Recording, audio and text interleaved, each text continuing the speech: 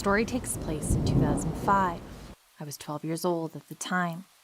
My family wanted to take a vacation, and my mom and ex-stepdad decided it would be fun to take a cruise along the California coast with my 3 younger siblings and myself. As our ship made its way under the Golden Gate Bridge, my mom and I stood out on our balcony to see San Francisco and the ocean beyond us. On the balcony to the right of her, a teenage boy emerged, presumably to take in the same views we were. My mom gave him a polite hello when they made awkward eye contact, and he struck up a conversation with her. I wasn't paying attention at first, but then I heard him ask my mom, "Do you have any sisters?" I saw him peer over at me, clearly taking interest. Me, being a shy 12-year-old, tried to hide from his gaze behind my mother's side. My mom joked that she had 2 sisters, but that they're probably much too old for him. They exchanged some polite small talk after that, which I didn't listen to, instead taking in the view of the sunset over San Francisco and the Pacific. We went about our separate ways for the evening. Over the next couple of days, we always seemed to be running into this boy and his family. My mother's an extremely friendly person, so she always would talk with them. His parents seemed nice enough. The boy would always look at me intensely. By that point in my life, I was still developing my first crushes on boys in my school. I sure as hell didn't know what to do. I didn't even know what his fixation on me implied, just that it made me feel as if he was seeing right through me. I avoided his stares by staying near my siblings, almost out of instinctive protectiveness. On the 5th day of our trip, my mom came in and said that the boy wanted to meet and hang out with us. She said his name was Asher. I thought he was weird and didn't really want to, but I was always taught to give people the benefit of the doubt. Perhaps my discomfort was me being judgmental, I thought. I reluctantly agreed, and eventually he was in our hotel room. My mom gave me this smile and raised her eyebrows as if she was playing matchmaker. Then she went into her room, which was connected to ours. Asher was very odd right off the bat, and immediately my siblings and I were extremely uncomfortable. We were watching Scary Godmother on Cartoon Network, and I awkwardly asked if he wanted to watch something else. He probably thought our cartoons were stupid. He said he didn't mind as long as he got to talk to me. My eldest brother, who was 10 at the time, immediately picked up on my body language and what he said, so he joined in on the conversation to put me at ease. Asher had an accent. I couldn't tell if he was foreign or if it was a speech impediment. A lot of what he said I couldn't quite pick up on, and he would sometimes lean over to me and say something quietly that although I couldn't hear or understand, I knew I didn't like it. We spent the next while making awkward small talk about school, and he told me about his graduation coming up next summer. I asked if he was graduating junior high. No, he meant high school. He then revealed to me that he would be turning 18 that December. Sirens immediately started going off in my head, and then he hands me a note he said he had written for me earlier. With my hand shaking, I open the note that reads, "I love you. You're hot." I guess my brother saw the note from over my shoulder and went over to our parents' room, then came back and said, "Hey, our parents said we had to go to dinner." Asher took that as his cue to leave, but told me that he loves me one more time before his exit. I gave him a shaky, "Okay?" My brother went to make sure I was okay, and told me that he only pretended to go to our parents' room because he didn't want to get our mom in trouble with our ex-stepdad for inviting him. I know this logic seems weird, but please remember we're all just kids.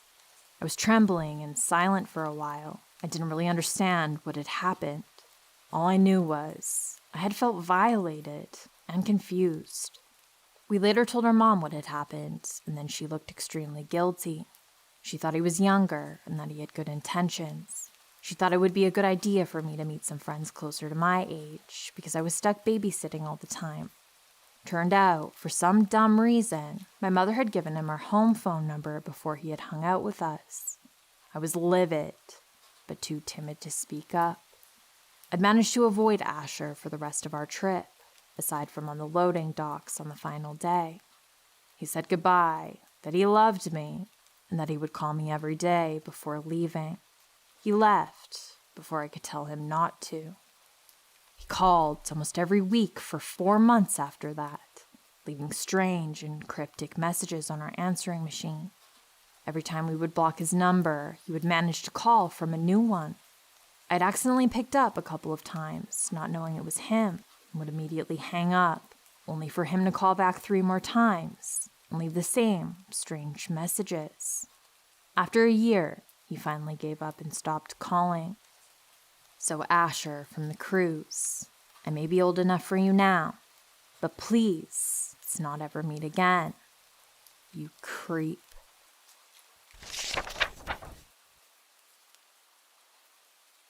To preface, I'll never know what this man's intentions were, but I'm thankful I listened to my gut anyway, even if it took me a hot minute to smarten up. At the time that this happens, I didn't think much of it until looking back on it from the perspective of an adult, more mature and wiser. I'm convinced something more sinister was at play, but I'll never know for sure. I was 17, and as teenagers tend to be, a lot less cautious than a young girl of my age ought to be, in a new country completely foreign to her. I was on vacation with my family to escape the cold winter weather up north. My parents were very liberal about giving me the breathing room I desired, and I wasted no opportunity to use that to my advantage as much as I was afforded. It was a family resort, and nobody was all that concerned about anything happening. We had our vacation blinders on, so to speak. Every night after the sun went down, I liked to wander off to the pool to swim and soak in the hot tub while my parents stayed in their rooms. When you're basking in the lap of luxury at a high-end resort, you don't think about the potential for danger. In hindsight, I suppose this is why tourists are considered ideal targets for predatory activity. Being on vacation made me more sociable, and additionally more trusting than I normally would be. I admit that the false sense of security that came from being within the illusionary security of this protected resort caused me to lower my guard substantially. The fact that I had already been going to and from the pool area by myself every night, with no incident this far, only heightened my cavalier nonchalance. While my parents gave me the breathing room to enjoy my independence, I was here to make friends and have a good time. I didn't care about much else. So, just like any other night during my stay, I was lounging in the hot tub chattering amongst the guests, all my worries completely forgotten for the moment. I was getting a lot of attention, mainly because it was apparent I was Canadian, and all the guests among me were apparently fascinated by that. I was barraged with questions, some of which I could not decipher whether they were genuine or trolling. Yes, we do have heat and electricity up north. I kid you not, I was actually asked this. Amongst this group of people, I was particularly invested in this conversation I was having with a much older man who came off as nothing but warm and friendly. He claimed he too was on vacation with his family, but they were nowhere to be seen. In fact, he, not including myself of course, was the only one who seemed not to know anyone there. Everyone else was there with their families. I figured that was normal enough, however, because I too was vacationing with my family, and they were nowhere in sight either. What strikes me as more odd, however, is how he seemed to be engaging only me in conversation and ignoring everyone else. He was also nearly 3 times my age. Doesn't help matters. As the night progressed, people began retreating to their rooms, leaving just me, this man, and a few others. It was around this time that he shared with me what room he was staying at before asking, innocently, where I was staying. I foolishly told him, but only the sectional area. Although he had asked which room specifically, I had enough sense not to divulge that much. Things didn't take a particularly unsettling turn until I began to notice how eerily quiet things had become. There were still some people around, but it was just me and him in the hot tub now. I took this as my cue to start heading back. Bidding him goodbye, I got up to leave, but he instantly stopped me. He insisted that he walk me back to my room, as it's not safe for a pretty little thing like me to be wandering around the resort by myself at this late hour of the night. I took this for concern akin to a protective uncle, but waved off the supposed hospitality, insisting I would be all right. He became more persistent, switching from concerned guardian to fearmonger. He told me how bad things happen to young girls like me without an escort.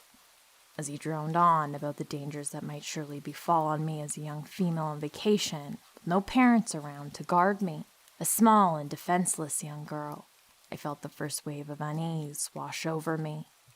I shook it off and smiled warmly, telling him thank you, but I would manage fine on my own. He seemed to deflate as his expression became more exasperated. At least let me walk you part of the way there, until I know you're safe. This puzzled me. If there were predators lurking, how would I be any safer walking from the halfway point than from where I was now, besides it being a shorter trek? Nevertheless, his show of concern was beginning to wear me down. He'd got me thinking about how dark it now was, and the vulnerable position I was in. He was right. I practically had a target on my back. Okay. I nodded after a moment of hesitation. I was young and naive and thought it would be an advantage to have someone bigger and stronger walk with me. I know. I was an incredibly foolish and sheltered teenager, with far too much faith in humanity as a whole. Very unlike the cynical and distrustful woman I am now, who always follows her gut. I also, as annoyingly typical as this sounds, did not want to be rude. Fortunately, I've since grown out of my people-pleasing complex, and will not hesitate to say no when I feel uncomfortable at the first sign of a red flag. But I had yet to develop this quality then. I hesitantly relented. At that moment, my fear of coming off rude to an adult overrode that of any, subconscious or otherwise, concern I had for my safety. His eyes lit up and he nodded approvingly. Good. Let's get going then. It's late and your parents will worry. I ignored the twisting in my gut and rose from the hot tub, shivering from the sudden exposure of the cold air.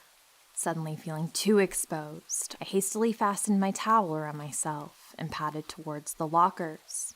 At this point, I was just determined to get back to the safety and warmth of my hotel room. It was only as I was getting closer to leaving that I began to get this sinking feeling in my stomach, that something about this whole night just wasn't right. My suspicions were further affirmed as I took note of my escort following me. The lockers were outside, and the woman's changing room to the left of them. I was going to retrieve my clothes from the locker, change in the locker room, and then go. But this complete stranger, who I didn't know at all, I noticed he was standing a little too closely now, and I instinctively shrunk away from him. This definitely wasn't right. But it wasn't until I was shakily pulling my top over my soaked bikini top, having already decided I would skip the locker room, which regrettably accented my womanly curves a little more than I was comfortable with at the moment, and of which he seemed to notice as well, that I decided not to wander off with this strange man I hardly knew. Any last bit of false security had waned away the moment I felt his eyes on me, watching me dress, his eyes clearly appraising my body. I shivered again, this time not from the cold. As I pulled on the rest of my clothes, I had already made my decision. You know, I really appreciate you offering to walk me back, but I think I'll manage after all. Thank you, though.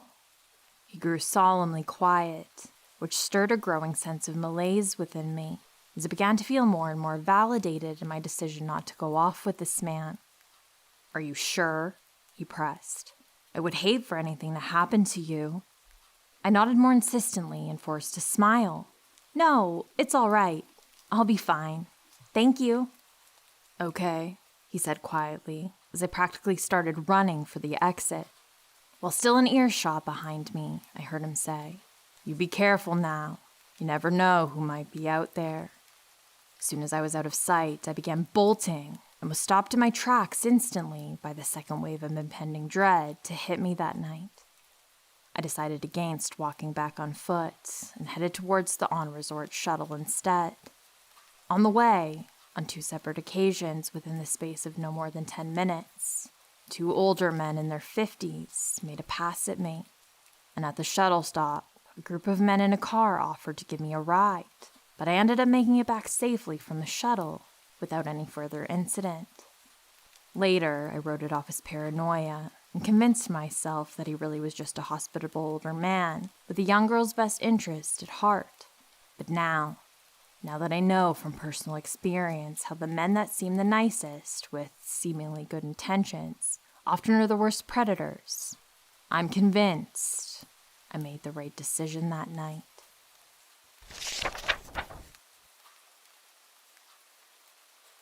In the mid-90s, my parents took my older brother and me on vacation to Cancun, Mexico when we were teenagers.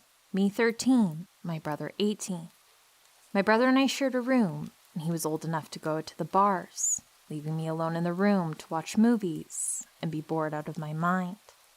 My parents wanted to hang out with us the whole time, but we were too cool and tried to distance ourselves from them as much as possible. I was mature for my age, had previously had some underage drinks with friends, and thought I was old and cool enough to go to the downtown bars of Cancun. When I asked my brother if I could join him, he laughed at me and told my parents, so I was bitter that I was stuck back in the room, or worse, forced to hang out with my folks. The third or fourth day into our vacation, I was sitting at one of the hotel bars, nursing a Shirley Temple and feeling sorry for myself. A woman, nicely dressed in her mid to late 20s, sat down next to me and we started chatting. I don't remember the details of what we talked about. I just remember her being really interested in what I had to say, and she made me feel like I was really mature for my age, what 13-year-old me craved. We made arrangements to meet at the resort bar the next day to hang out some more. The next day, we met in the resort lounge at lunchtime and hung out. She listened to my stories about how BS it was that I couldn't go out drinking, and sympathizing, she offered to get me alcoholic drinks. 13-year-old me wanted screwdrivers. Yuck. After 3 to 4 drinks, I was getting pretty drunk, and this was when she asked me if I wanted to go back to her room to hang out and watch a movie. Drunk 13-year-old me thought this was a great idea, as I was going to get more booze, and this cool 20-something chick wanted to hang out with me. I thought that was super cool. Just as we were leaving the lounge, my mom appears. She was meeting my dad at the pool. Mom doesn't know what's going on, thinks I'm heading to my hotel room. Drunk me proudly introduces my new friend to my mom, telling her we're going back to this woman's room to watch a movie. My mom's face goes from, "Hi, how's it going?" to, "Get your fucking ass up to your room right now." Mom tells my new friend she has no business inviting 13-year-olds back to her room, and that she's not to talk to me again, or Mom will call the cops. At that moment, I was so angry with my mom, but she had done that "don't fuck with me" look that I knew I had to keep my mouth shut. The next day, I was heading out to the pool and saw that woman sitting at the bar with 2 men in their late 50s, who I can only describe as menacingly scary. She pointed at me, and one of the men glared, while the other winked at me. It sent shivers down my spine.